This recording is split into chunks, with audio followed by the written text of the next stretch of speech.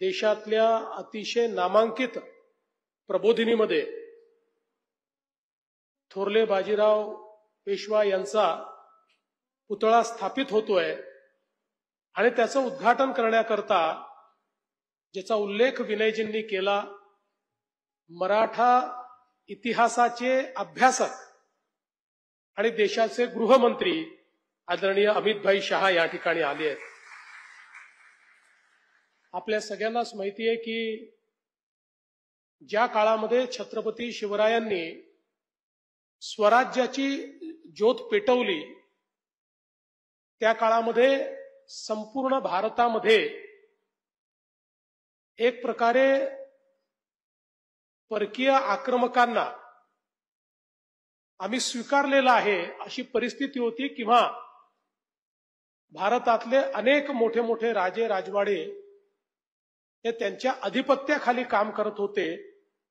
आणि अशा काळामध्ये आई जिजाऊंच्या प्रेरणेनं छत्रपती शिवरायांनी सामान्य माणसातली विजिगीषू वृत्ती प्रज्वलित केली. 18 पगड जातीच्या लोकांना एकत्रित केलं आणि एक अशी फौज उभी केली की ज्या फौजेनं मुघली साम्राज्य असेल किंवा त्या काळातले जे चारही आक्रमक होते अशा सगळ्यांना सळो की पळो करून सोडलं आणि स्वराज्याची स्थापना केली. दुर्दैवाने महाराज फार काळ जगू शकले नाहीत, पण त्यांनी सामान्य मराठी माणसामध्ये त्याच्या रक्तामध्ये जो अंगार फुलवला होता, त्यामुळे महाराजांनंतर ही जी क्रांती होती ती थांबली नाही. छत्रपती संभाजी महाराज असतील, तारा राणी असतील, यांनी ती सुरूच ठेवली. आणि त्याच मांदियाळीमध्ये अतिशय वीर असलेले श्रीमंत पेशवे थोरले बाजीराव यांचा जो इतिहास आहे तो छत्रपतींच्या स्वराज्याला आणि साम्राज्याला विस्तारित करण्याचा इतिहास आपल्याला पाहायला मिळतो. मग अशी उल्लेख झाला की 19व्या-20व्या वर्षी पंतप्रधान पदाची सूत्र हातामध्ये घ्यायची आणि 20-21 वर्ष नुसतं लढत राहायचं. 41 लढाया, एकाही लढाईमध्ये पराजय नाही. आणि मोगल असो, निजाम असो, पोर्चुगीज असो, सर्व प्रकारच्या शत्रूला नामोहरम करण्याचं काम हे थोरल्या बाजीरावांनी केलं. पश्चिमेमध्ये तर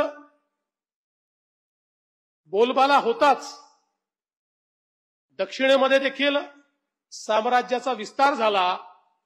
आणि अगदी उत्तरेला आपल्याला माहितीये की काबूल पर्यंत देखील त्याचे जे नवाब होते त्यांनाही हरवण्याचं काम, किंवा या ठिकाणी बंगालपर्यंत सगळं म्हणजे पूर्व, पश्चिम, उत्तर, दक्षिण अशा सगळ्या त्या काळच्या अखंड भारतामध्ये हिंदवी स्वराज्याची आणि मराठा साम्राज्याची स्थापना किंवा त्याचा विस्तार करण्याचं काम हे थोरल्या बाजीरावांनी केलं.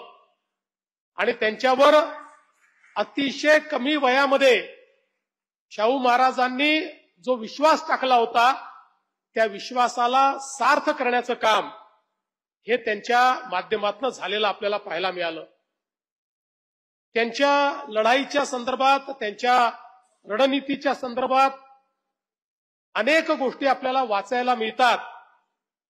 मगाशी गोखले साहेबांनी जसं सांगितलं की त्यांच्या लढाईमध्ये वेग ही त्यांची सगळ्यात मोठी रणनीती असायची. आणि असं म्हणतात की जेव्हा मुघली साम्राज्याची सेना एका दिवसामध्ये 8 ते 10 किलोमीटर प्रवास करायची, त्यावेळी अशा प्रकारची सेना थोरल्या बाजीरावांनी तयार केली होती की जी 60 ते 80 किलोमीटर संपूर्ण सेना प्रवास करू शकायची. अशा प्रकारची सेना आणि त्यांचं हे जे युद्ध कौशल्य होतं, आपल्याला माहितीये की जनरल मोंटेगोमेरी जे एक प्रकारे दुसऱ्या महायुद्धाच्या निर्णायक युद्धाचे नायक ठरले आहेत. त्यांनी जगातल्या योद्ध्यांच्या संदर्भात जे पुस्तक लिहिलं त्या पुस्तकात त्यांनी पालखेडच्या लढाईचा त्या ठिकाणी उल्लेख केला आणि strategically one of the best war अशा प्रकारे थोरल्या बाजीरावांचा उल्लेख देखील त्यांनी केलाय.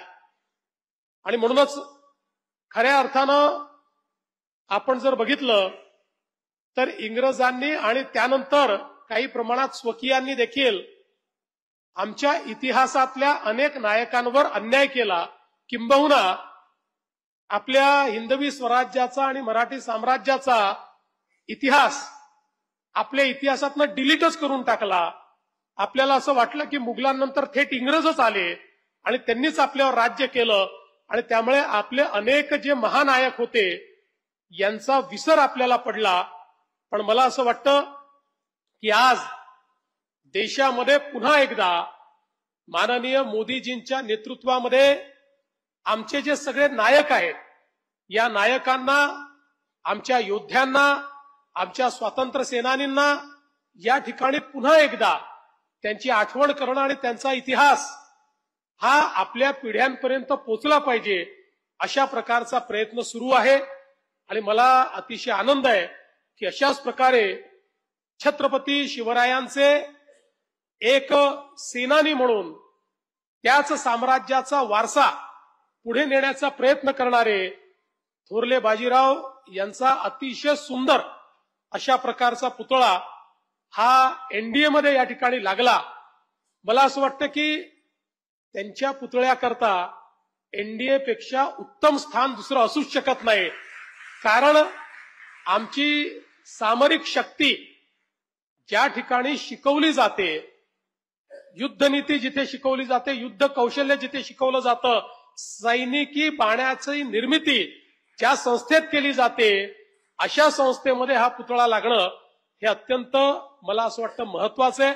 आणि म्हणून या समितीचं मी अतिशय मनापासून अभिनंदन करतो. समितीसोबत ज्यांनी पुतळ्याकरता मदत केली, ज्यांनी या ठिकाणी पुतळा तयार केला, ज्यांनी आर्किटेक्ट म्हणून काम केलं, त्यांचं मनापासून अभिनंदन करतो. विनयजी ज्यांनी याच्यामध्ये पुढाकार घेतला त्यांचे मनापासून अभिनंदन करतो. आणि विशेषतः आपल्या संपूर्ण मराठा इतिहासावर प्रचंड प्रेम करणारे माननीय अमितभाई शाह यांनी या पुतळ्याच्या निर्मितीमध्ये आलेल्या अडचणी दूर केल्या त्याबद्दल त्यांचे देखील मनापासून आभार मानतो आणि एनडीएचेही मनापासून आभार मानतो. आणि माझे 2 शब्द संपवतो. धन्यवाद. जय हिंद, जय महाराष्ट्र.